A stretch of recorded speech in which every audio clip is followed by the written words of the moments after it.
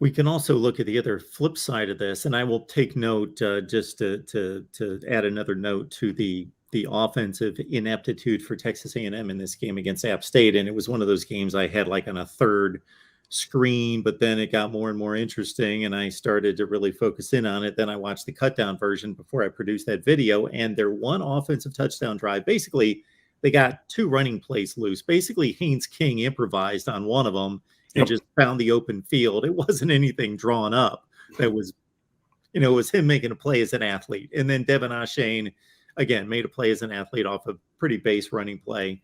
And that's what it was. Then there was the two like 35, 40-yard running plays that led to the touchdown. And that was that.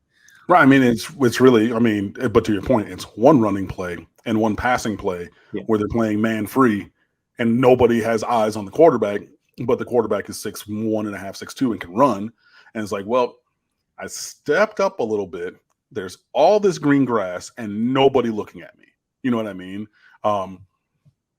So, yeah, it's just an interesting kind of scenario. So we'll see what happens. So the flip side to all that discouragement and pessimism on the Texas A&M side would be that we see this over and over and over in college football every season, where a team can look horrible one week, and especially if they've got that kind of talent, they can be somebody completely different the next week, especially if they get the home crowd behind them, and they're either that kind of game either plays with you psychologically and derails your season, or it punches you, slaps you in the mouth, and causes you to say, okay, we're better than that.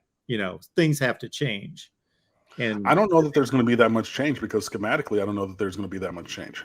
And the thing that could really be a boon for them would be changing quarterbacks. Max Johnson or Connor Weigman, the 5-star freshman. I just think that Weigman needs a mango season maybe.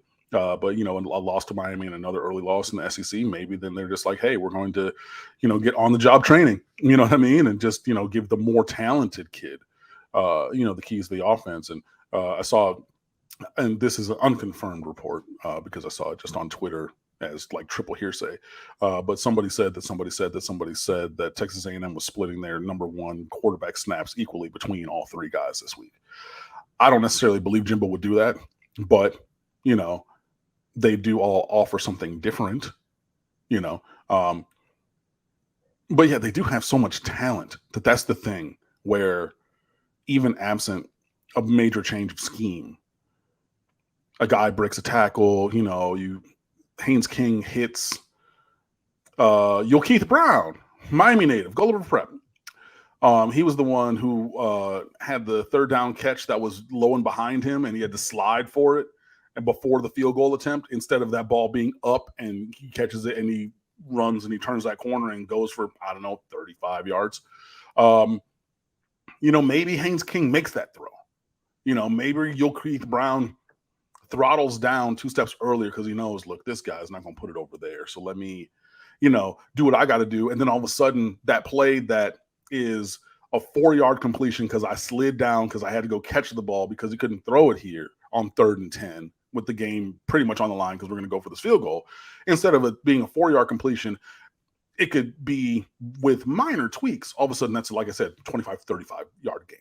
You know what I mean? So, I don't know. But their roster is incredibly talented. Like, they pay – and look, NIL is such that, it's not against the bylaws, but they bought the best recruiting class in captivity last year. Boy, that was ridiculous. And even in that class, Evan Stewart, the 5-star receiver who had, a few catches in their loss to App State, that kid is incredible. You know what I mean? So The talent is there in spades and pretty much everywhere but quarterback. But again, further down the depth chart, you have the more talented guy. He's just maybe not game ready. But yeah, I mean, this is one of the more talented teams in America, but they got to put it together.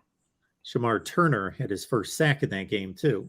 Another prized freshman. Shamar Stewart from Miami. Shamar Stewart. I'm sorry. Yeah, the number one defensive end from Monsignor Pace. Who, I'm going to leave it there. Hey, with the transfer portal, who knows who's going to be where in 2 years? If you have nothing good to say.